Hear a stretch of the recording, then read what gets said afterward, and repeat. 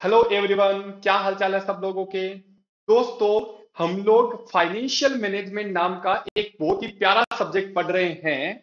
और financial management में हम लोगों ने एक चैप्टर चालू कर रखा है जिसका बताओ नाम क्या है। सर, हम बताएंगे। बताओ क्या नाम है।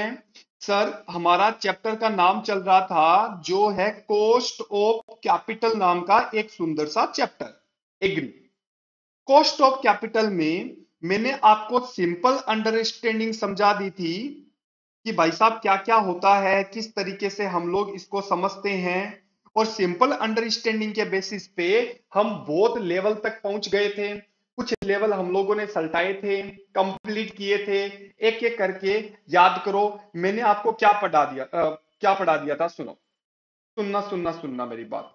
दोस्तों, अगर हम बात करें तो हम लोगों ने बोला था कि हम इस पूरे चैप्टर को 5 टुकड़ों में डिवाइड करेंगे। याद करो, पहला टुकड़ा क्या था? Simple understanding.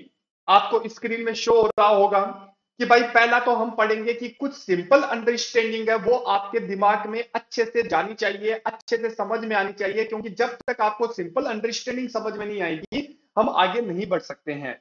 सिंपल अंडरस्टैंडिंग में याद करो दोस्तों, मैंने आपको क्या क्या पढ़ाया था। मैंने सिंपल अंडरस्टैंडिंग में बोला था कि दोस्तों, एक तो आपका डिबेंचर का इंटरेस्ट आएगा या आपका लोन का इंटरेस्ट आता है। और मैंने आपको इसमें बताया था कि डिबेंचर और लोन के बदले में जो इंटरेस्ट जाता है वो पी&एल में दिखाया जाता है। और पी&एल में दिखाते हैं तो आपका प्रॉफिट कम हो जाता है। और प्रॉफिट कम होता है तो आपका टैक्स भी सरकार को कम जाता है। और मैंने आपको बताया था कि जब भी कॉस्ट निकालो तो वो कॉस्ट हमेशा आफ्टर टैक्स कैलकुलेट होती है। होप सो आपके दिमाग में वो सारी बातें हैं जो मैंने आपको लास्ट क्लास में पढ़ा रखी है और आपने प्रॉपर्ली चीजों को समझ भी लिया है। अब बात क्या आती है? अब बात ये आती है कि सर, ये तो हम लोगों ने पढ़ लिया था। फिर यहां पे मैंने एक इंटरेस्ट के कॉन्सेप्ट के साथ साथ मैंने आपको ये बताया था डेट इक्विटी का कॉन्सेप्ट। डेट इक्विटी का कॉन्सेप्ट भी मैंने आपको लास्ट क्लास में बता दिया है, जो हम लोगों ने सिंपल अंडरस्टैंडिंग में कवर किया था। बाद में हमारा जो टॉपिक आया था, ये टॉपिक हमारा खत्म हो गया था। फिर हमारा बताओ क्या था? Meaning of weight. याद करो, मैंने आपको बोला था दोस्तों 3 प्रकार से वेट। ध्यान है क्या आपको? याद है? सर हम ऐसे कैसे भूल सकते हैं। याद करो दोस्तों, मैंने आपको बताया था कि कॉस्ट ऑफ कैपिटल कैलकुलेट कैसे की जाती है। कॉस्ट ऑफ कैपिटल, तो आपने बोला था सर देखो, सबसे पहले हम लिखते हैं सोर्स। सोर्स के बाद बताओ क्या आता है? यहां पे आता है अमाउंट। अमाउंट के बाद बताओ क्या होता है? उस अमाउंट के बेसिस पे हम क्या कैलकुलेट करते हैं? वेट कैलकुलेट करते हैं। और फिर हम लोग क्या करते हैं? कॉस्ट हमारा कैलकुलेटेड होता है और डब्ल्यू को के से मल्टीप्लाई कर देते हैं। और इसका जब टोटल कर देते हैं तो ये हमारी क्या आ जाती है? केओ आ जाती है। याद करो मेरी बातें, मेरी वो बचपन की बातें आपको याद होगी। सर एकदम हमें अच्छे से पूरा अच्छे से याद है, कोई दिक्कत वाली बात नहीं है। अब एक बात बताओ दोस्तों, अगर आपने यहां तक देख लिया था तो मैंने आपको बताया था कि भाई साहब मान लो आप अमाउंट कैसे निकालते हो? आप अमाउंट के बेसिस पे वेट निकालते हो। अगेन रिपीट, सॉरी, वापस रिपीट कर देता हूं। आप बताओ वेट कैसे निकालते हो? आप वेट निकालते हो अमाउंट के बेसिस पे। और अगर सवाल में डायरेक्टली वेट दे दे तो आपको यहां पे अमाउंट की कोई जरूरत नहीं पड़ती है। ऐसा हम लोगों ने लास्ट क्लास में समझा था। अब क्वेश्चन ये आता है कि सर, आपने हमें बोला कि जो ये वेट है वो अमाउंट के बेसिस पे निकाला जाता है। तो ये जो अमाउंट हम लोग लेते हैं तो ये अमाउंट 3 तरीके से ले सकते हैं।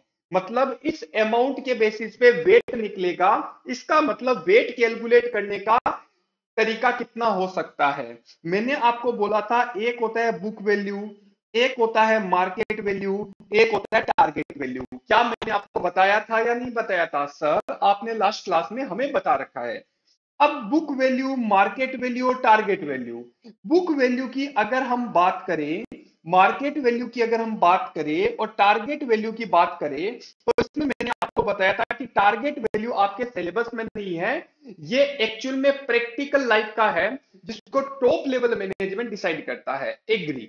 लेकिन बाकी जो दोनों हैं वो आपके सिलेबस का पार्ट है, और जब ये सिलेबस का पार्ट है तो ऐसी सिचुएशन में दोस्तों मेरी बात अच्छे से सुनना कि भाई बुक वैल्यू मार्केट वैल्यू ये आपका पार्ट हो गया। जब ये पार्ट हो गया तो क्वेश्चन आता है कि सर अपन बुक वैल्यू के हिसाब से वेट निकाले या मार्केट वैल्यू के हिसाब से वेट निकाले। तो मैंने आपको बहुत अच्छे से बोला था कि जो आपको अच्छा लगे आप उसमें से वेट निकाल सकते हो। सिंस हमारा जो पेपर है वो एमसीक्यू पेपर है, तो या तो सवाल में दे रखा होगा, और अगर सवाल में नहीं दे रखा होगा तो भाई साहब बुक वैल्यू और मार्केट वैल्यू से कैसे भी निकाल सकते हैं, कोई प्रॉब्लम वाली बात नहीं है। इतना हम लोगों ने जब किया था और इतना करते ही हमारी बेल बज गई थी, और बेल जब बजी थी तो मैंने आपको बोला था कि इसका मैं एक क्वेश्चन अगली क्लास में कराऊंगा, क्योंकि कोई भी चीज का जब तक क्वेश्चन नहीं करते हैं तब तक चीजें समझ में आती नहीं है। तो आज की क्लास में हमारा टारगेट जो है वो बताओ कौन सा टारगेट है? हमारा टारगेट है क्वेश्चन को डील करना। आ जाओ दोस्तों, हम लोग अच्छे से चीजों को समझते हैं। तो यहां पे आओ एक बार क्वेश्चन देखते हैं अपन, और उम्मीद ये की जा रही है कि लास्ट वाली सारी बातें आपको याद है। चलो जी दोस्तों, हम एक क्वेश्चन में आ जाते हैं। चलो जी, क्लियर, ध्यान से समझना। देखो यहां पे दोस्तों एक कंपनी है, इस कंपनी का नाम बताओ क्या है? सर इस कंपनी का नाम है वी लिमिटेड। एक बार यहां पे मैंने बुक वैल्यू लिखा है कि किताबों में उसकी वैल्यू क्या है और मार्केट में उसकी वैल्यू क्या है। तो एक बार के लिए मार्केट वैल्यू को साइड में रखो। मैं ये सवाल इसलिए करा रहा हूं कि सर बुक वैल्यू और मार्केट वैल्यू दोनों को साथ में करके किस तरीके से हम सवाल करेंगे। तो एक बार इस सवाल को हम बुक वैल्यू के बेसिस पे करेंगे, after that we will deal with market value. तो एक बात बताओ, इस कंपनी में क्या क्या है? सर इस कंपनी की अगर हम बात करें तो यहां पे देखो क्या क्या दे रखा है, देखो ध्यान से सुनना। इस कंपनी में सबसे पहले बताओ क्या है? सर सबसे पहले हमें इक्विटी दे रखा है। बताओ 10 लाख इक्विटी है, सॉरी 10 रुपए का एक इक्विटी है और 10 करोड़ इक्विटी है। 10 करोड़, तो इसका मतलब 10 करोड़ इक्विटी शेयर है, 10 रुपए के हिसाब से तो 100 करोड़, ये करोड़ों में बात हो रही है, right. Reserve and surplus company में बताओ कितना है? 400 करोड़। जब मैं इनको जोड़ देता हूं तो मेरी कंपनी की आ जाती है नेटवर्थ, और नेटवर्थ बताओ मेरी कंपनी की कितनी हुई? 500 लाख रुपए की नेटवर्थ हो गई। कोई दिक्कत वाली बात नहीं है। फिर सवाल में मैंने बोला कि मेरी कंपनी में प्रीफरेंस शेयर भी है। प्रीफरेंस शेयर कितने हैं? 1 करोड़ प्रीफरेंस शेयर है, 100 रुपए के हिसाब से तो एक सेकेंड, ये 200 कर लो। दो सॉरी सॉरी सॉरी सॉरी, एक सेकेंड, यहां पे तो 100 ही रहने दो, यहां पे आप 2 करोड़ कर लो। 2 करोड़ प्रीफरेंस शेयर है 100 रुपए के हिसाब से, तो बताओ यहां पे कितना हो गया? 200 करोड़ रुपए हो गए। सर कोई दिक्कत नहीं है। उसके बाद बताओ, यहां पे मैं मार्केट वैल्यू को एक बार छेड़ नहीं रहा, क्योंकि सब चीजें एक साथ में करेंगे तो चीजें समझ में आएगी नहीं। अब एक बात बताओ, जब मैं इसको जोड़ देता हूं तो ये मेरा बन गया शेयर होल्डर फंड, बोलते हैं इसको। इसको क्या बोलते हैं दोस्तों? शेयर होल्डर फंड बोलते हैं। बताओ कितना हो गया? 700 करोड़ रुपए। 700 करोड़, एक सेकंड रुको, 10 करोड़ इंटू 10 किया तो 100 लाख हो गया ना? हाँ ओके, ठीक है, कोई दिक्कत नहीं है। तो करोड़ों में चल रहे हो तो कोई दिक्कत वाली बात नहीं है। तो 100 करोड़ हो गया, 400 करोड़ हो गया, टोटल मिला के 500 करोड़, फिर 200, फिर 700। ओके, फिर आगे सवाल में क्या दे रखा है कि 12% डिबेंचर भी है। कितने रुपए से? 300, 300 करोड़ रुपए का। तो यहां पे बताओ अनसिक्योर्ड लोन भी है सवाल में 1000। तो टोटल मिला के मैंने अपने धंधे में कितना पैसा लगा रखा है? 2000 करोड़ रुपए। मैं अगेन रिपीट करूंगा, मैंने मेरी बैलेंस शीट देखी और बैलेंस शीट में यह पता चला कि भाई साहब मैंने इक्विटी में पैसा लगा रखा है, रिजर्व एंड सरप्लस पड़ा है मेरा, दोनों मिला के नेटवर्थ आ जाती है। फिर प्रीफरेंस शेयर कर देते हैं तो शेयर होल्डर फंड आ जाता है। फिर बताओ क्या आता है? 12% डिबेंचर भी ले रखे हैं कंपनी ने, और अनसिक्योर्ड लोन भी ले रखा है। तो टोटल मिला के बताओ मेरी कंपनी की कैपिटल एम्प्लॉयड कितनी है? सर आपकी कंपनी की कैपिटल एम्प्लॉयड है 2000 करोड़ रुपए। सर कोई दिक्कत नहीं है। अब सवाल ने आगे हमें क्या बोला है, समझना मेरी बात। अगर हम आगे की बात करें, एक सेकंड रुकना। अगर हम आगे की बात करें तो दोस्तों, अगर हम आगे की बात करें तो सवाल ने और हमें कुछ दे रखा है क्या? सर दे रखा था, आपने पता नहीं क्या कर दिया। एक सेकंड रुको भाई साहब।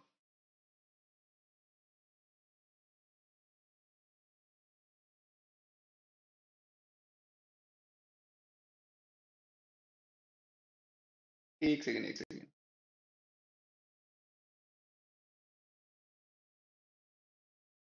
अरे भाई 2 मिनट रुक जाओ, सॉरी।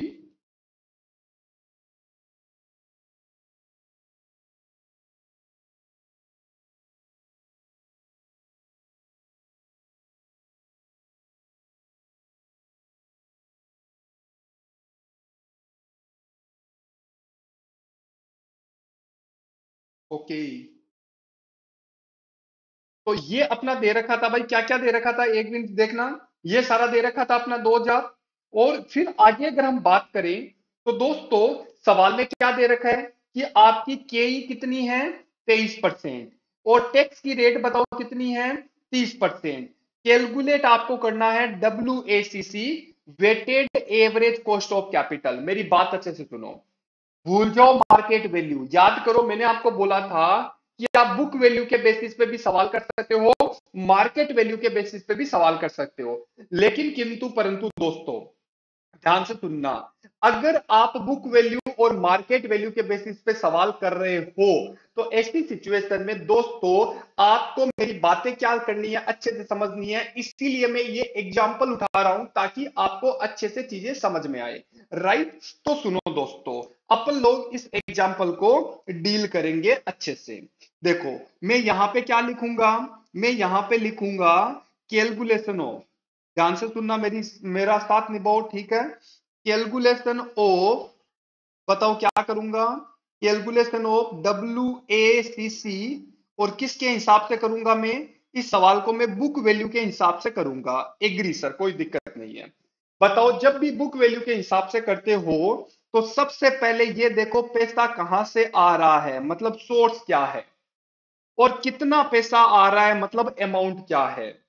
फिर अमाउंट के हिसाब से आप क्या करोगे, वेट कैलकुलेट करोगे। फिर आपको क्या चाहिए, सर हमें चाहिए के। फिर डब्ल्यू को किससे मल्टीप्लाई कर दोगे, के से मल्टीप्लाई कर दोगे।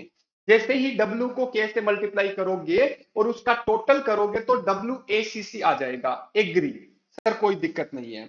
अब एक बात बताओ, सबसे पहले मेरे को बताओ इस सवाल में देखते हुए क्या समझ में आ रहा है। सर इक्विटी से पैसा आया है, चलो जी। तो सबसे पहले मैंने लिखा इक्विटी से आपका पैसा आया है, ठीक है।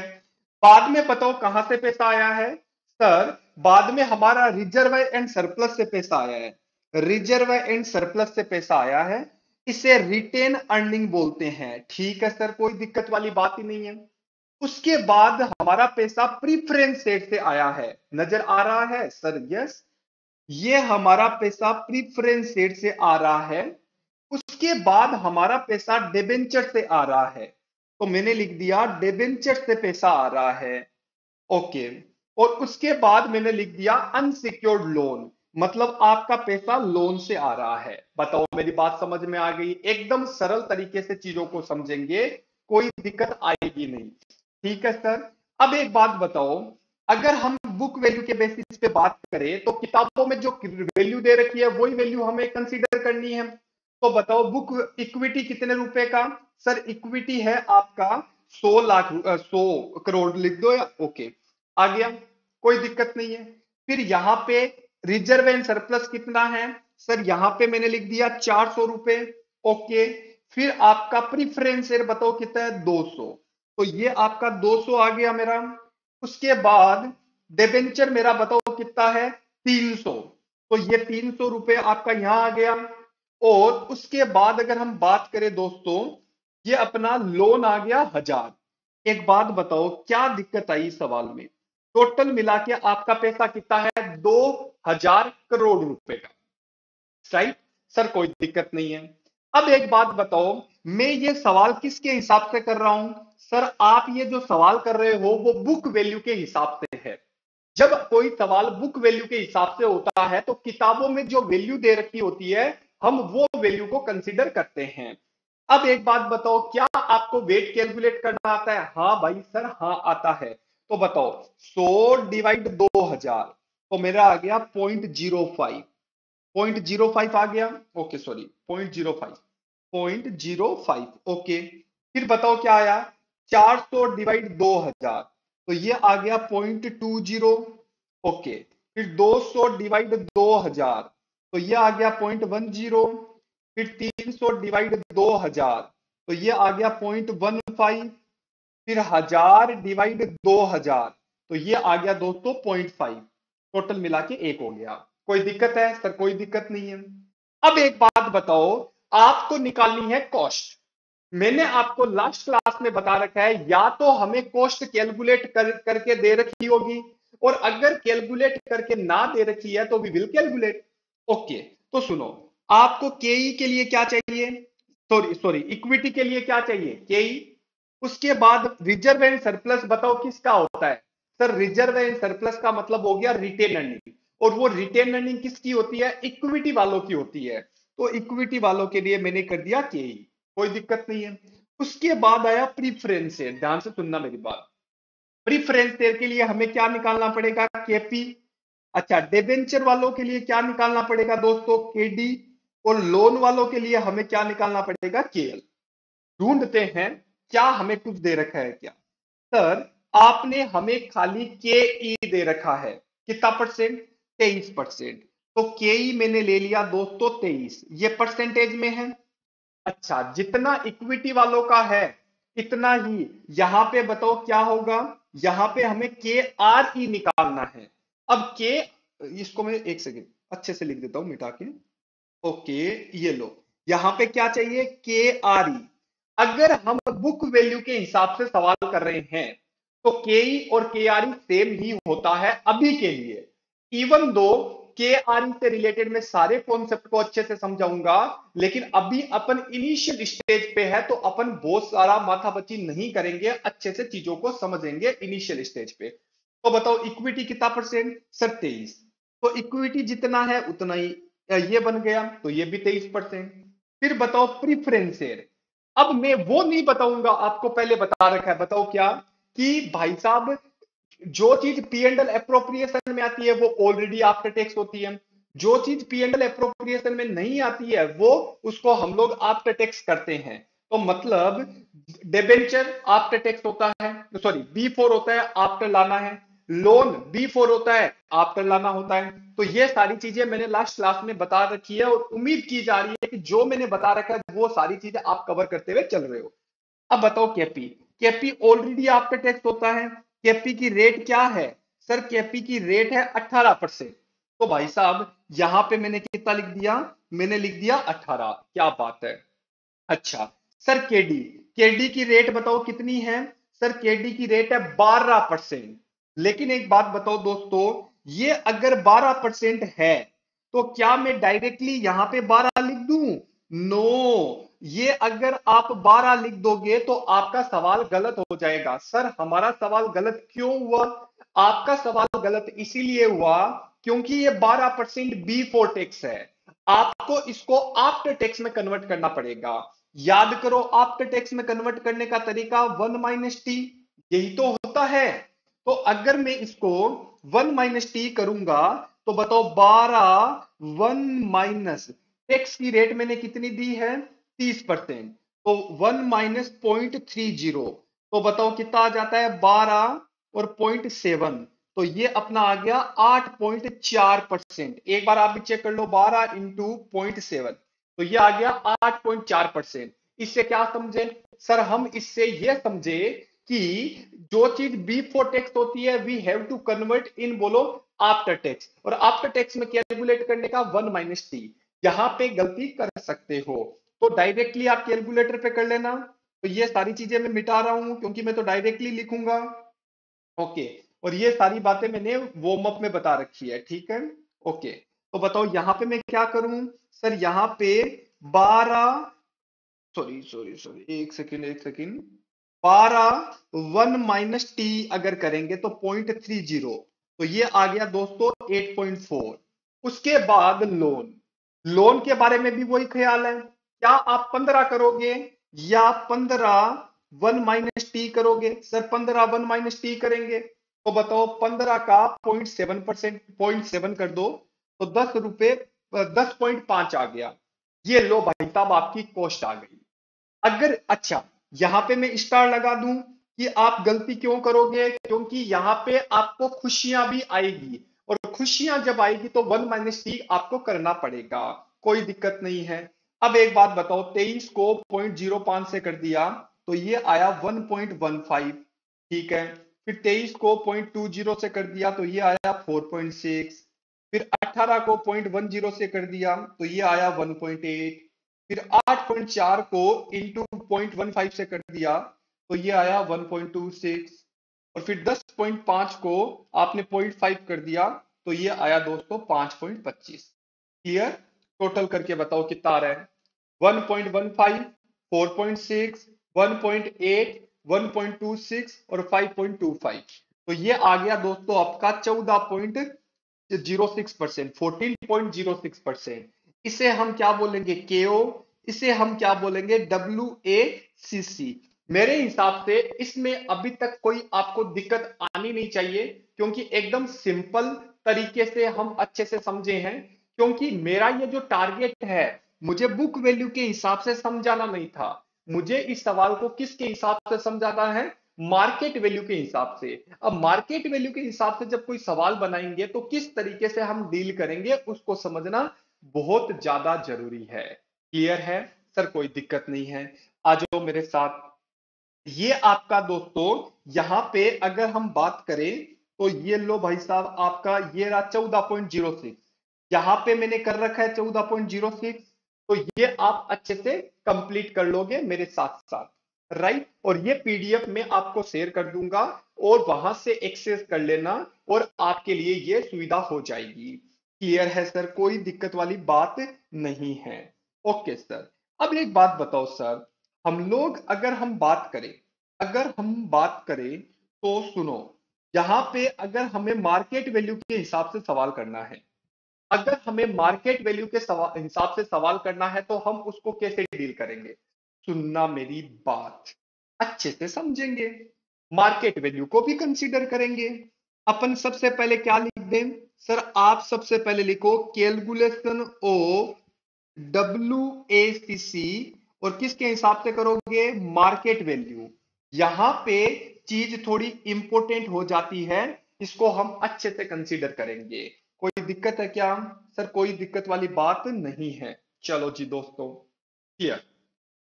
चलो अब एक बात बताओ, यहां पे क्या करेंगे सर? सबसे पहले हम हमेशा की तरह क्या लिखेंगे? सोर्स। फिर बताओ क्या? अमाउंट। फिर बताओ वेट। फिर बताओ के।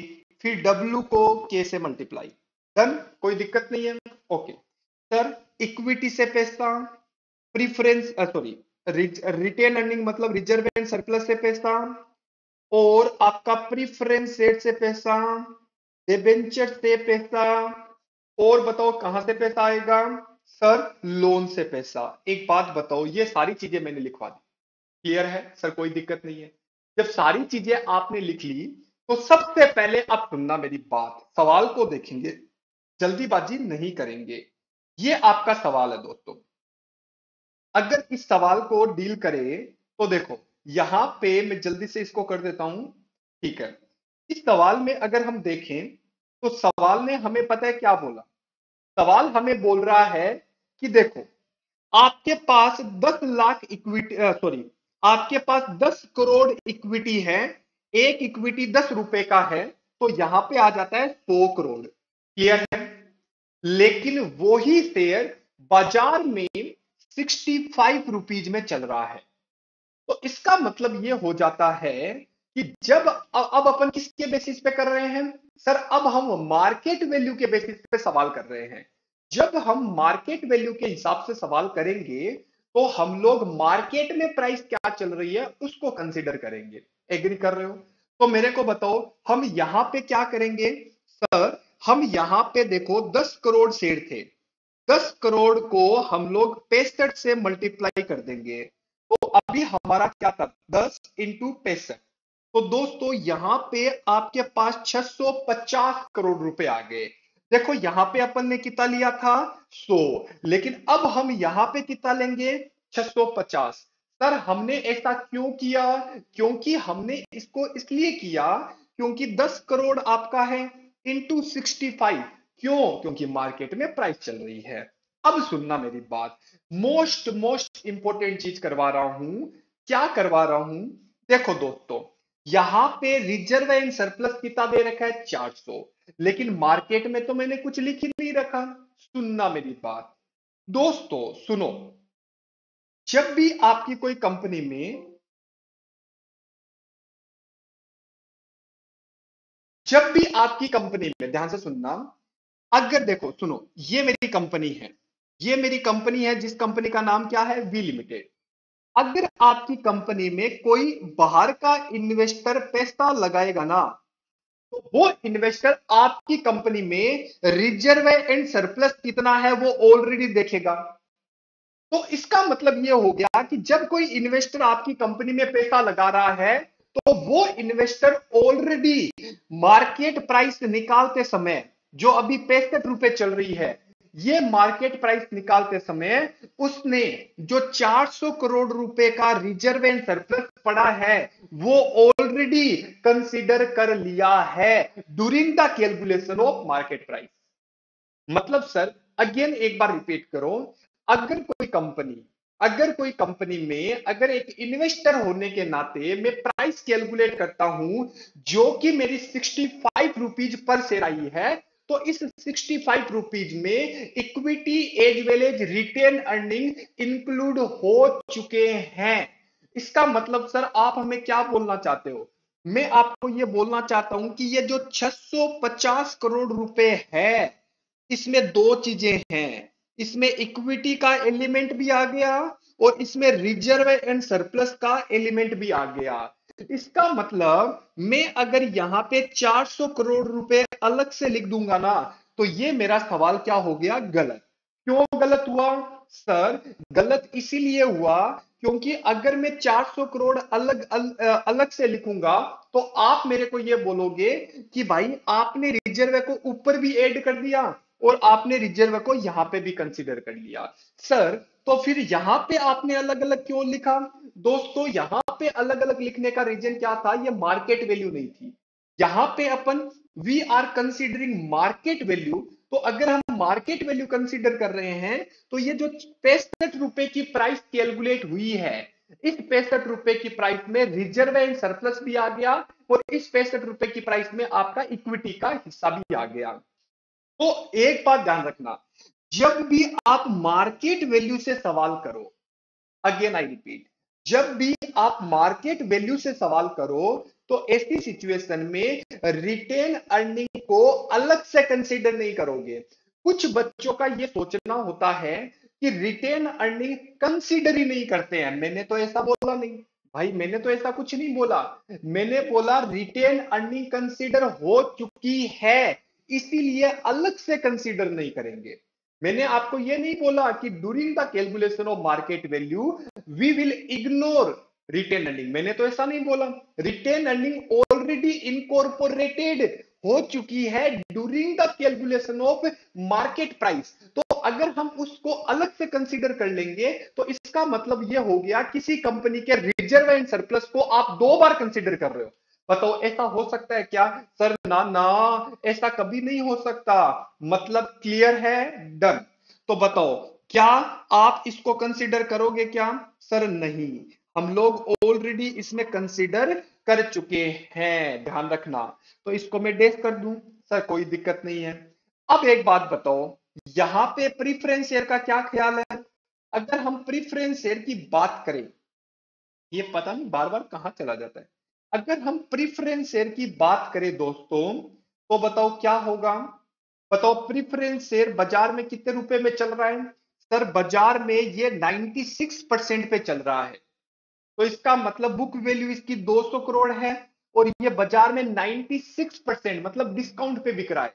तो बताओ क्या हम कैलकुलेट कर सकते हैं? यस। तो यहां पे बताओ कितना होगा? 200 का 96%। क्या आप वैल्यू निकाल सकते हो? 200 का 96% आ गया 192। क्या बात है सर, एग्री, हमें समझ में आ गया। फिर बताओ डिबेंचर के बारे में। डिबेंचर बोल रहा है कि 300 मतलब 5% डिस्काउंट पे चल रहा है। अगर हम 5% डिस्काउंट की बात करें, अगर हम 5% डिस्काउंट की बात करें तो ये अपना कितना है? 300। कितना है? 300। और अगर एक सेकंड रुकना। ओके, ये अपना 5% डिस्काउंट, इसको सही करना पड़ेगा आपको। इसको आपको करना पड़ेगा। 5% डिस्काउंट कितना होता है? 300 में से 5% घटाओ, ये 285 होगा दोस्तों। ये होगा 285, 385 नहीं 285। तो बताओ ये भी आपका डिस्काउंट पे चल रहा है, मतलब 300 का 300 का कितना परसेंट? 95% कर दो क्योंकि ये डिस्काउंट पे चल रहा है। तो बताओ 300 का 95% करो तो ये आ गया दोस्तों 285। क्या बात है सर, हमें एकदम समझ में आ गया। और अगला जो दे रखा है लोन, लोन के बारे में मैं आपको दोस्तों एक चीज बताता हूं। जब आपके सिलेबस के पॉइंट ऑफ व्यू से और एग्जाम के पॉइंट ऑफ व्यू से मार्केट वैल्यू ऑफ लोन और बुक वैल्यू ऑफ लोन दोनों सेम होती है। हालांकि प्रैक्टिकल लाइफ में लोन भी बिकते हैं, लेकिन you will not consider practical life, you will focus, बताओ, सिलेबस पॉइंट ऑफ व्यू। आप ये देखोगे कि भाई 1000, आपका बताओ कितना रुपया है? 1000 करोड़। तो जितनी बुक वैल्यू है उतनी ही मार्केट वैल्यू है। तो मैंने दो तीन चीजें बताई है, मैंने ध्यान से सुनना। रिजर्व एंड सरप्लस कभी भी अलग से कंसीडर नहीं होता, because this amount have been incorporated during the calculation of market price. Done.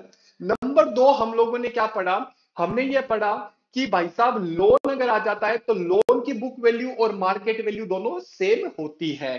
3 number हमने पढ़ा कि बाकी सारी चीजें जो है वो अगर डिस्काउंट और प्रीमियम पे है तो हम प्रीमियम पे कंसीडर कर लेंगे। बताओ क्या लोन का 1000 करोड़ लिख दूं मैं? सर लिख दो, टोटल करके बताओ कितना हो रहा है? 650, 192, 285 और 1000 करोड़।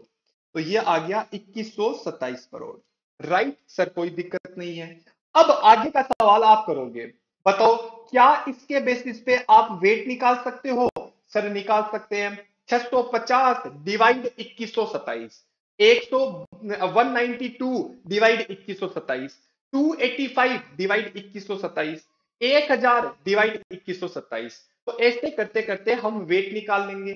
अब अगली बात, कॉस्ट आपकी, चाहे आप बुक वैल्यू पे सवाल करो चाहे आप मार्केट वैल्यू पे सवाल करो, दोनों की केस में आपकी कॉस्ट ऑफ कैपिटल सेम रहेगी। कॉस्ट ऑफ इंडिविजुअल कैपिटल मतलब जो हम लोगों ने यहां पे कैलकुलेट की है वो सेम टू सेम यहां पे आ जाएगी। फिर W को K से मल्टीप्लाई कर दोगे और मल्टीप्लाई करने के बाद इसका टोटल कर दोगे। बताओ दोस्तों आपको चीज समझ में आई? जो लॉजिक में समझाना चाहता था, बच्चे गलती कहां करते हैं आपको यहां पे देखना है, बच्चे यहां गलती करते हैं। रिजर्व एंड सरप्लस, ध्यान रखना, ध्यान रखना। तो दोस्तों आज की क्लास का यही आपका मुद्दा था, ये एक एग्जाम्पल मुझे समझाना था। और 3 बातें याद रख लेना। सर कौन सी, एक बार बताना। रिजर्व एंड सरप्लस को अलग से कंसीडर नहीं करेंगे, लोन का बुक वैल्यू और मार्केट वैल्यू दोनों सेम होता है, और कॉस्ट ऑफ इंडिविजुअल कैपिटल दोनों के सेम होती है, चाहे आप बुक वैल्यू पे कर लो चाहे मार्केट वैल्यू पे कर लो। होप सो आपको मेरी बात अच्छे से समझ में आ गई है और दिमाग में चली गई है। थैंक यू सो मच दोस्तों। अगली क्लास में हम एक नए अंदाज के साथ मिलेंगे, तब तक के लिए बाय बाय, टेक केयर, अपना ध्यान रखना।